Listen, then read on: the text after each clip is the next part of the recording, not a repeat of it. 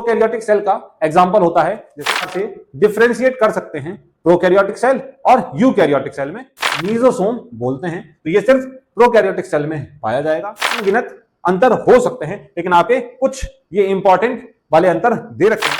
Hello मेरे प्यारे बच्चों, जैसा कि हम लोग सेल वाला चैप्टर पढ़ रहे हैं, इसमें हम लोगों ने ये जाना कोशिका क्या होती है, कोशिका की खोज किसने की, कोशिका सिद्धांत क्या होता है, कोशिकाएं कितने प्रकार की होती हैं, नंबर के हिसाब से कितने प्रकार की होंगी, न्यूक्लियस के बेस पे कितने प्रकार की होती हैं, प्रोकैरियोटिक सेल क्या है, यूकैरियोटिक सेल क्या है, एनिमल सेल क्या होती है, प्लांट सेल क्या होती है, इनके बीच में डिफरेंसेस क्या क्या हैं, इनके फिगर क्या होते हैं, इतना हम लोगों ने बात कर लिया है।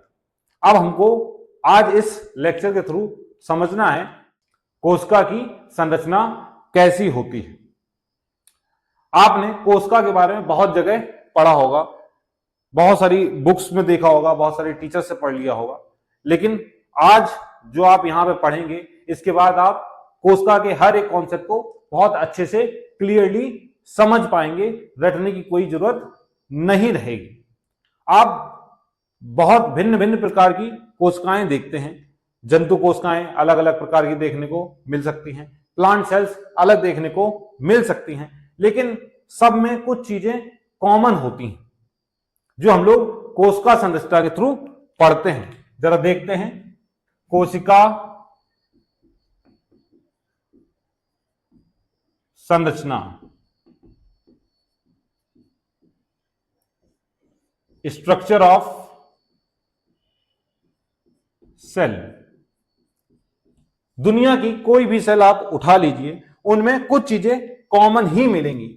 जैसे सबसे बाहर एक सेल मेम्ब्रेन होगी बेटा, सबसे बाहर एक सेल मेम्ब्रेन देखने को मिलेगी, लिविंग।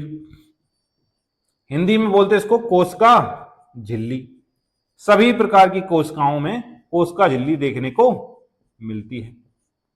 कोशिका झिल्ली कुछ अपने चारों ओर लिक्विड घेरे रहती है, इसको बोलते हैं कोशिका द्रव, साइटोप्लाज्म। अगर कोई भी लिविंग सेल है तो उसमें साइटोप्लाज्म अवश्य होगा, कोशिका द्रव्य देखने को मिलता है। अब चाहे ये प्लांट सेल हो चाहे एनिमल सेल हो, साइटोप्लाज्म होगा ही होगा। और क्या देखने को मिल सकता है? राइबोसोम देखने को मिलते हैं। अगर कोई भी लिविंग सेल है तो उसमें राइबोसोम भी देखने को मिलेंगे, चाहे वो प्रोकैरियोटिक हो चाहे यूकैरियोटिक कोशिका हो, तो ये आपको राइबोसोम भी देखने को मिलते हैं। ये यूनिवर्सल ऑर्गेनील्स होते हैं, सभी जगह पे देखने को मिलेंगे। राइबोसोम, इसका काम होता है प्रोटीन बनाने का, इसलिए हर एक प्रकार की सेल में देखने को मिलते हैं। न्यूक्लियस भी देखने को मिल सकता है, लेकिन कुछ सेल्स में न्यूक्लियस नहीं भी होता, इसलिए हम लोग न्यूक्लियस को यूनिवर्सल ऑर्गेनील नहीं कहते हैं। न्यूक्लियस भी प्रेजेंट हो सकता है, वैसे तो सभी लिविंग सेल में होता है, लेकिन कुछ एक्सेप्शन है। केंद्रक, काफी बार यह भी पूछा जाता है कि बताइए ऐसी कौन सी कोशिकाएं हैं जिनमें केंद्रक नहीं होता, तो आपका जवाब होगा आरबीसी। मैमल्स की जो आरबीसी होती हैं, ब्लड सेल्स होती हैं आरबीसी, उनमें केंद्रक नहीं पाया जाता। ब्लड प्लेटलेट्स जो होती हैं, ब्लड की जो प्लेटलेट्स होती हैं, सुना होगा प्लेटें कम हो गई, तो वो जो प्लेटलेट्स होती हैं उनमें भी केंद्रक नहीं होता है। ऐसे ही प्लांट्स में जो फ्लोएम होता है उसकी सीव ट्यूब में, फ्लोएम जो होता है उसकी सीव ट्यूब में भी न्यूक्लियस अब्सेंट होता है। इनमें न्यूक्लियस अब्सेंट होता है, नहीं पाया जाता। बाकी सभी प्रकार की सेल्स में न्यूक्लियस भी पाया जाएगा। तो अगर आपसे बात की जाए कोशिका की, तो कोशिका में कॉमन चीजें क्या रहेंगी बेटा? सेल मेम्ब्रेन आवश्यक है, सेल मेम्ब्रेन होना ही चाहिए। उसके अंदर साइटोप्लाज्म होना चाहिए, राइबोसोम होना चाहिए और केंद्रक भी होना चाहिए। इनको छोड़कर इनमें नहीं होगा। जब आप इसके बाद वाला चैप्टर ऊतक पढ़ेंगे, टिश्यू पढ़ेंगे, तो उनमें ये सारी आएंगे, RBC, blood platelets, sieve tube, तब इसके बारे में अच्छे से बात करेंगे। अभी आप इसको डायरेक्टली याद कर सकते हैं। हम लोग कोशिका के बारे में जानने वाले हैं। ये चैप्टर आपका पूरा कोशिका पर बेस है। कोशिका को समझने के लिए कुछ हम लोग चीजों से कनेक्ट करने की कोशिश करते हैं। आप एक कोशिका को एक फैक्ट्री की तरह समझिए। कोशिका क्या है? एक फैक्ट्री है। फैक्ट्री कारखाना है। कारखाने से आप क्या समझते हैं? कारखाना होता है। कोशिका एक प्रकार से फैक्ट्री के समान कार्य करती है। जिस प्रकार से फैक्ट्री का काम होता है रॉ प्रोडक्ट्स को लेना, कुछ रॉ प्रोडक्ट लेके और कुछ एक फाइनल प्रोडक्ट बना के दे देना। अब कोई भी फैक्ट्री हो, जैसे अगर स्टील की फैक्ट्री है, कपड़ों की फैक्ट्री है, बर्तन की फैक्ट्री है, साबुन की फैक्ट्री है, किसी भी चीज की कोई भी फैक्ट्री हो, तो उसमें क्या होगा? कुछ कच्चा माल चाहिए होता है जो फैक्ट्री के अंदर आएगा और वहां पर उसको ट्रांसफॉर्म करके एक फिक्स्ड फाइनल प्रोडक्ट बना के भेजा जाता है। ठीक उसी प्रकार से कोशिका भी एक फैक्ट्री के समान कार्य करती है।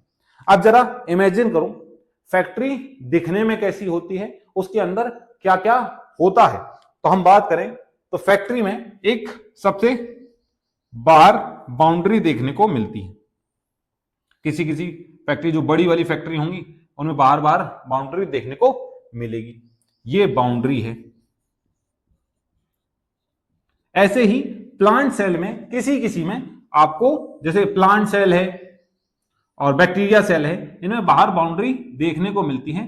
इसको सेल वॉल कहते हैं। एनिमल सेल में नहीं होती है, लेकिन प्लांट में होती है। आपने पढ़ रखा है। तो जैसे फैक्ट्री में बाहर एक बाउंड्री होती है, ऐसे ही या आपका प्लांट सेल में सेल वॉल देखने को मिलता है। इसके बाद अगर फैक्ट्री की बात करी जाए तो बाउंड्री से आप मेन गेट से अंदर जा सकते हैं, एंट्री मिल जाएगी। उसके बाद एक अंदर और गेट होगा जिसको आपको क्रॉस करना होगा।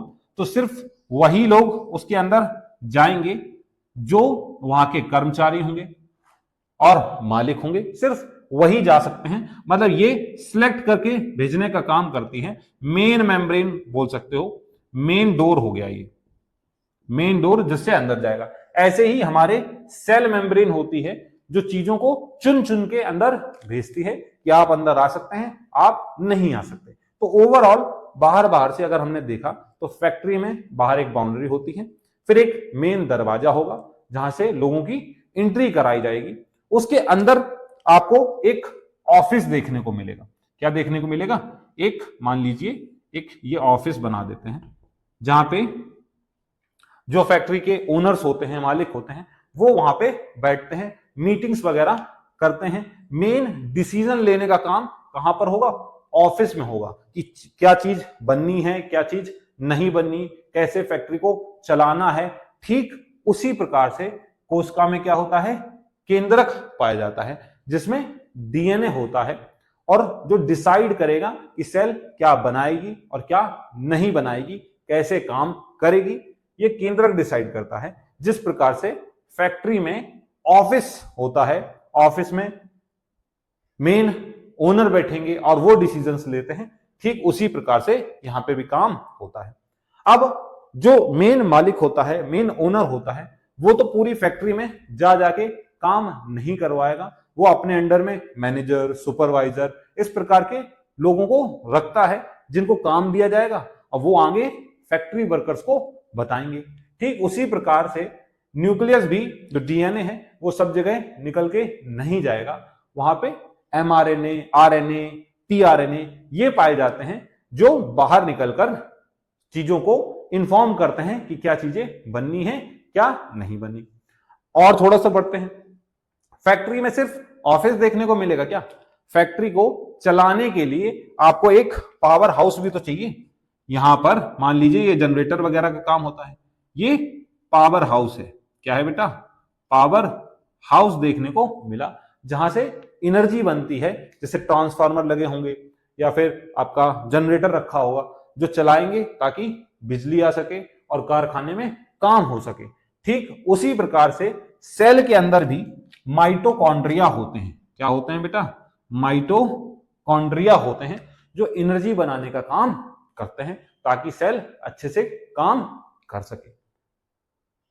फैक्ट्री के अंदर खाने पीने का इंतजाम भी होगा, जहां पे खाना मिल सके। तो यहां पे अगर हम बना देते हैं, एक चैम्बर है जो किचन की तरह काम कर रहा है, किचन की तरह कार्य कर रहा है, जहां पे खाना मिलता है, खाना खाते हैं वर्कर। ठीक उसी प्रकार से कोशिका के अंदर भी एक जो प्लांट सेल होती है उसमें क्लोरोप्लास्ट देखने को मिलता है, जो भोजन बनाने का काम करता है। इसके अलावा फैक्ट्री में और अलग अलग कंपार्टमेंट्स देखने को मिलते हैं, जहां पे सब जगह अलग अलग कुछ ना कुछ काम हो रहा होता है। कंपार्टमेंट 1, कंपार्टमेंट 2, 3, 4, कुछ ओपन एरिया होगा। ऐसे कंपार्टमेंट्स होते हैं, बहुत सारे कमरे रहेंगे, अलग अलग रूम्स रहेंगे, अलग अलग जगह मशीनें लगी होंगी, जहां पे एक मशीन का जो प्रोडक्ट बनेगा वो दूसरी जगह यूज होगा, फिर वो तीसरी जगह यूज होगा। इस प्रकार से एक फिनिश्ड प्रोडक्ट मिलता है। अब जैसे मान लीजिए एक स्टील वाली फैक्ट्री है, उसमें बर्तन बनाने का काम होना है, तो स्टील के लिए जो रॉ प्रोडक्ट होगा वो अंदर लाया जाएगा। रॉ मटेरियल को सेल मेम्ब्रेन और सेल वॉल के थ्रू अंदर लेके आ गए।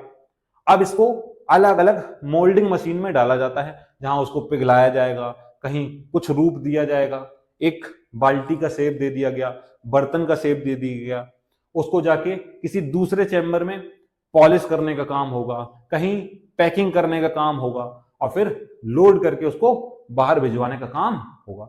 ऐसे आप इमेजिन कर सकते हैं एक फैक्ट्री में इस प्रकार से काम चल सकता है। ठीक वैसे ही सेल के अंदर भी न्यूक्लियस है, न्यूक्लियस को पता है क्या बनवाना है क्या नहीं बनवाना। एनर्जी के लिए माइटोकॉन्ड्रिया है, खाना के लिए क्लोरोप्लास्ट है, और बहुत सारे और ऑर्गेनेल्स भी रहते हैं। जैसे एंडोप्लाज्मिक रेटिकुलम के बारे में पढ़े थे, गोल्जी बॉडी के बारे में पढ़े थे, लाइसोसोम के बारे में पढ़े थे। ये सारे ऑर्गेनेल्स भी आपस में रिलेट करके काम करेंगे और फाइनल प्रोडक्ट बना के देते हैं। यहां पे फाइनल प्रोडक्ट कोई बर्तन हो सकते हैं, कुछ भी कपड़े हो सकते हैं, कुछ हो सकता है। फैक्ट्री में हमारी सेल के अंदर जो फाइनल प्रोडक्ट होता है वो प्रोटीन होता है। बहुत सारे हार्मोन्स बनते हैं, बहुत सारे एंजाइम्स बनते हैं, जो हमारी हर एक सेल में बनेंगे। जैसे कि आप सोच सकते हैं, आंखों में कुछ कूड़ा वगैरह चला जाए, गर्म हवा चली जाए तो आंसू आने लगते हैं। ये आंसू आ कहां से रहे? आंख की जो लैक्राइमल ग्लैंड होती हैं, उनकी हर एक सेल में वो आंसू बना होगा, छोटा छोटा पार्टिकल बना होगा, और वो सब मिलके और वाटर के साथ मिक्स होके वो बाहर आ रहा है। तो हर एक सेल में आंसू बनाने का काम हुआ। ऐसे ही स्टोमच में एसिड बनाने का काम हर एक सेल कर रही है। लीवर की हर एक सेल बाइल जूस बनाने का, जिस प्रकार से लीवर की प्रत्येक सेल से बाइल जूस बनता है और वो डाइजेस्टिव सिस्टम में आके डाइजेशन में हेल्प कराता है, फैट के डाइजेशन में, वैसे ही हर एक कोशिका से बहुत सारी चीजें बनती हैं। कई हार्मोन्स बन रहे होंगे, कहीं पे एंजाइम्स बन रहे होंगे, कहीं पे म्यूकस बन रहा होगा। तो ये सारे सिक्रीशन बनते हैं और फिर वो बाहर एनवायरनमेंट में लाए जाते हैं ताकि उसको यूटिलाइज किया जा सके। तो हम लोग कोशिका को एज अ फैक्ट्री समझेंगे, कोशिका को एज अ फैक्ट्री समझेंगे, और उसको एक एक करके बाहर से अंदर साइड पे जाते हुए हर एक चीज को अच्छे से पढ़ने वाले हैं। जैसे कि अभी हमने समझा, कोशिका में जो कोशिका झिल्ली है, कोशिका द्रव्य है और राइबोसोम है, ये तीनों चीजें मैंडेटरी हैं, होनी जरूरी हैं अगर वो लिविंग सेल है। तो ये यूनिवर्सल सेल ऑर्गेनील, यूनिवर्सल ऑर्गेनील्स देखने को मिलते हैं। सेल मेम्ब्रेन को बोल भी सकते हो ऑर्गेनील, नहीं भी बोलोगे तो कोई दिक्कत नहीं है, लेकिन ये यूनिवर्सल होते हैं। कैसे होते हैं? यूनिवर्सल है, कोई भी सेल है तो उसमें ये होगा। आपको ये चीजें याद रखनी है। जैसे आरबीसी, प्लेटलेट्स, सीव ट्यूब, इनमें न्यूक्लियस देखने को नहीं मिलता है। अब हम लोग एक एक करके सेल के बारे में पढ़ना चालू करेंगे कि सेल वॉल क्या है, सेल मेम्ब्रेन क्या है, सेल मेम्ब्रेन के मॉडल्स क्या हैं, कैसे सेल मेम्ब्रेन काम करती है, न्यूक्लियस क्या होता है, माइटोकॉन्ड्रिया क्या है, राइबोसोम क्या है। इन पे अच्छे से डिटेल वीडियो आपको बना के दे दी जाएगी। तब तक अगर आपको कोई भी डाउट आ रहा हो तो उसको कमेंट सेक्शन में लिख दीजिए, या फिर आपको नंबर पे व्हाट्सएप भी कर सकते हैं, ईमेल भी कर सकते हैं, इंस्टाग्राम पर भी अपनी क्वेरीज को बता सकते हैं। Thank you. जय हिंद, जय भारत।